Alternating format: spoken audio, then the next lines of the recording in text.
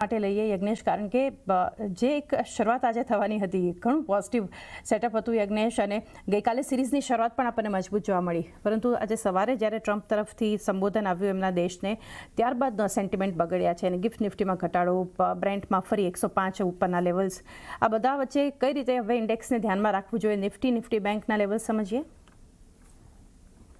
Very good morning.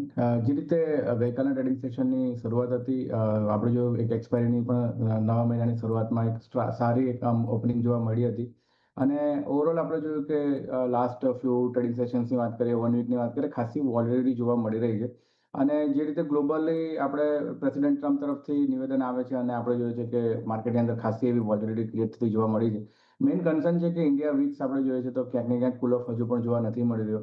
જ્યાં સુધી મને લાગી રહ્યું છે કે 18 કે 20 એટલીસ્ટ 20ની નીચે ઇન્ડિયા વીક્સ સેટલ થાય છે, તો મારા હિસાબે ક્યાંક ને ક્યાંક આપણાને નિફ્ટી ઇન્ડેક્સની અંદર બોટમ ફોર્મેશન જોવા મળી શકે છે. પરંતુ હમણાં આપણે જોઈએ છે કે વીક્સ પણ લાસ્ટ ટ્રેડિંગ સેશનમાં જોયું હતું, કુલ ઓફ થતો જોવા મળ્યો હતો, પરંતુ આપણે જોયું હતું કે 25ની ઉપરના લેવલ્સનું ક્લોઝિંગ જોયું હતું. મારા હિસાબે મને લાગી રહ્યું છે કે જ્યાં સુધી નિફ્ટી ઇન્ડેક્સના લેવલ સ્પેસિફિક વાત કરીએ તો જ્યાં સુધી 23,000ની ઉપર સસ્ટેન થઈ છે ક્લોઝિંગ બેસિસ પર, ત્યાં સુધી એક વોલેટિલિટી વધારે જોવા મળી શકે છે અગર એની નીચે જ આપણે ટ્રેડ કરીએ છીએ તો. અને જે રીતે આજના સેશનની શરૂઆત તમે કહ્યું પ્રમાણે એક્સપેક્ટેડ હતી, સારી થઈ શકે છે, પરંતુ પ્રેસિડેન્ટ ટ્રમ્પના નિવેદનથી આજે આપણે જોયું કે લગભગ ઓપનિંગ આપણે નીચે ગેપડાઉન સાથે જોવા મળશે. સો ગોઈંગ ફોરવર્ડ લેવલ સ્પેસિફિક જે ધ્યાનમાં રાખવાના છે 22,500 અને નીચેમાં 22,300 જે પ્રીવિયસલી લો ફોર્મ થયા છે. મને લાગી રહ્યું છે કે આ બે ઇમ્પોર્ટન્ટ સપોર્ટ છે. અગર 22,300ના લેવલ્સને આપણે બ્રેકડાઉન કરીએ છીએ તો મારા હિસાબે 21,900 સુધીના નીચે આપણે મૂવ કરી શકીએ છીએ, અને જેની પ્રોબેબિલિટી અત્યારે તો વધારે દેખાઈ રહી છે. અને હાયર સાઇડ પર આપણે કહ્યું જે રીતે ડિસ્કસ કર્યું પ્રમાણે મારા હિસાબે 23,000ના લેવલ્સ એકવાર સસ્ટેન થવા જરૂરી છે કોઈ પણ લોંગ ઇનિશિએટ કરવા માટે.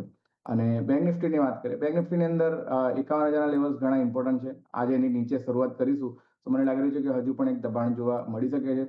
નેક્સ્ટ જે ઇમ્પોર્ટન્ટ સપોર્ટ છે 50,000 પાસે છે, જે પ્રીવિયસલી લો ફોર્મ થયા હતા 50,100ના. મને લાગી રહ્યું છે કે 50,000 સુધીના મૂવ આપણને નીચે જોવા મળી શકે છે. તો એક વ્યૂ જે ઓવરઓલ એક બનતો જોઈ રહ્યા છે આપણને, ખાસ કરીને નિફ્ટી બેંક માટે અને બજારના ઓવરઓલ એક સેટઅપ પર.